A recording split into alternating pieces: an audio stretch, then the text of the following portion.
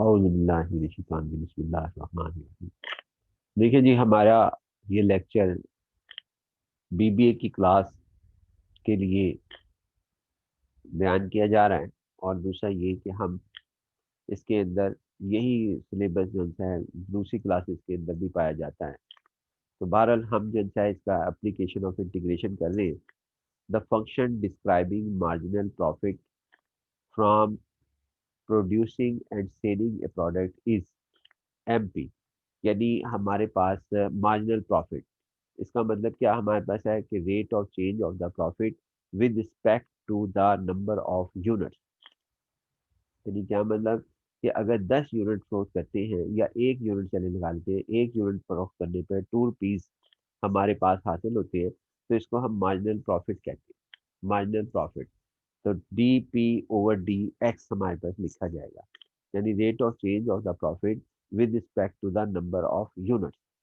तो एक यूनिट पर हमारे पास क्या कहते हैं, तो एक अगर यूनिट फरोख्त करते हैं और 2 रुपये प्रॉफिट होता है, तो इसको हम D P over D X कहेंगे या एम पी कहेंगे, मार्जिनल प्रॉफिट। और एक्स जो है वो हमारे पास equal the number of the units and M P is the marginal profit measured in dollars, के डॉलर में मेजर किया जाता है। उसके बाद ये एक इनिशियल कंडीशन, एक कंडीशन दी है इस फंक्शन के अंदर कि इस फंक्शन में एक प्रॉपर्टी पाई जाती है। वो क्या प्रॉपर्टी होती है कि जब 200 units are produce, 200 and sold, unit produce भी किए जाए और सोल्ड भी किए जाए, तो टोटल प्रॉफिट जो है वो 15,000 के इक्वल हो सकता है। ये एक, यानी कि इन्होंने ऑब्जर्वेशन की है कि भी 200 यूनिट्स जब फरोख्त किए जाते हैं या सोल्ड किए जाते हैं तो 15,000 प्रॉफिट जो है वो इक्वल होता है। Determine the total profit function के हम determine the total profit function, determine the total profit function. तो फिर हमने सबसे पहले थी एम पी की वैल्यू, यानी कि एम पी जब भी होगा, जैसा मैंने कहा था, एम आर हो, एम सी हो।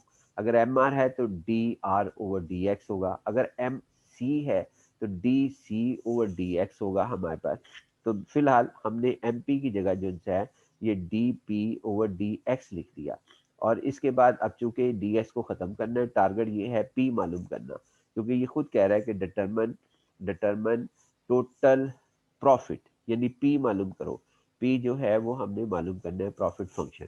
तो हम कैसे मालूम करेंगे जी, नेक्स्ट स्टेप की तरफ हम जो है यहाँ पर आते हैं।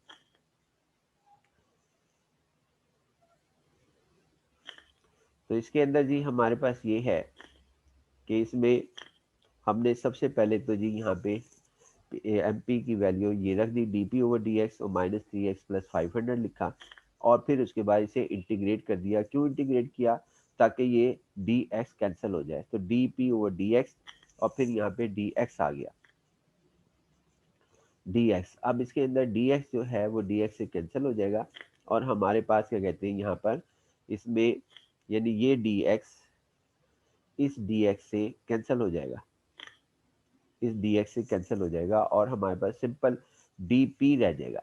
यानी हमारे पास जो रह जाएगा वो सिंपल जो है हमारे पास ये डी पी होगा जो रह जाएगा, डी पी। और इसकी इंटीग्रेशन करेंगे, यहाँ इंटीग्रल ज़रा मिस हो गया, तो p इसकी इंटीग्रेशन आ जाएगी। उसके बाद फिर x की इंटीग्रेशन करेंगे, यानी ये वाला x के ऊपर जब इंटीग्रल लगाएंगे तो यहाँ पर एक्स स्केयर आ जाएगा, एक्स स्केयर ओवर 2। उसके बाद ये 500 है, इसके ऊपर इंटीग्रेट करेंगे तो x आ जाएगा, तो यहाँ पे 500x हमारे पास आ जाएगा, plus a constant of integration होगा जो एक खास कंडीशन के तहत जिनसे मालूम किया जा सकता है, खास कंडीशन के तहत मालूम किया जा सकता है। तो देखिए जी हमारे पास किस तरीके से ये मालूम किया जाता है। यानी कि हमारे पास ये गिवन है, हमारे पास सवाल के अंदर क्या चीज़ गिवन है जी हमारे पास, कि पी जो है वही चीज़ हम यहाँ अप्लाई कर देंगे जो चीज़ गिवन है। कि सवाल के अंदर लिखा हुआ है, क्वेश्चंस के अंदर क्या लिखा हुआ है जी आपके पास, ये लिखा हुआ है कि आपके पास जो है 200 यूनिट्स, जिसका मतलब एक्स की value x is equal to 200। फिर उसके बाद लिखा है टोटल प्रॉफिट इक्वल्स टू 15,000, तो ये 15,000 है। इन दोनों वैल्यूज़ को, क्योंकि ये गिवन थी सवाल के अंदर, यानी एक्स 200 और पी जो है वो 15,000, ये दोनों वैल्यूज़ हम इसके अंदर सब्सिट्यूट कर लेंगे इस इक्वेशन में। इसमें, और ए की वैल्यू को हम हाल करेंगे। ए की वैल्यू जो है वो हम मालूम करेंगे इसके ज़रिए। तो करते हैं जी हम इसके अंदर यहाँ पर ए की वैल्यू जो है वो फाइंड आउट करते हैं।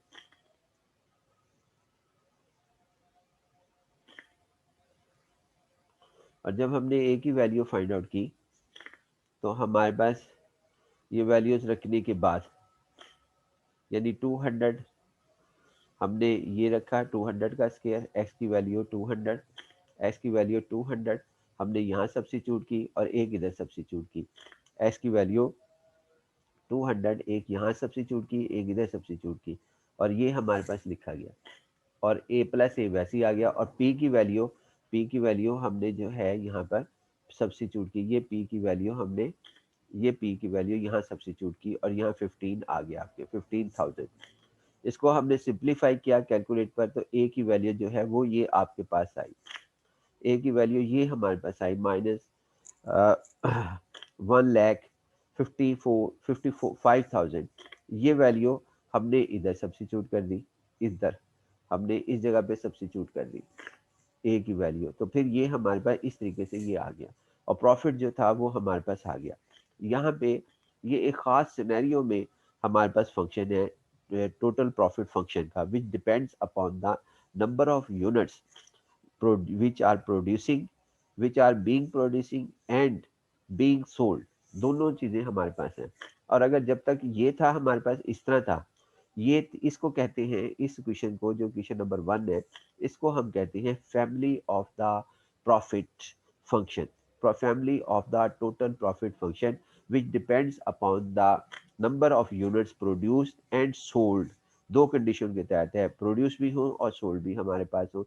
तो लिहाजा ये हमारे पास क्या कहते हैं यहाँ पर, इसका नाम family of the total profit function है। और इसका नाम स्पेशल केस के अंदर, ये एक कंक्रीट एग्जांपल है हमारे पास, कि इसका नाम ये हमारे पास लिखा जाएगा। बाकी जी इंशाल्लाह ये बात, इसकी एप्लीकेशन हमारे पे मुकम्मल हुई।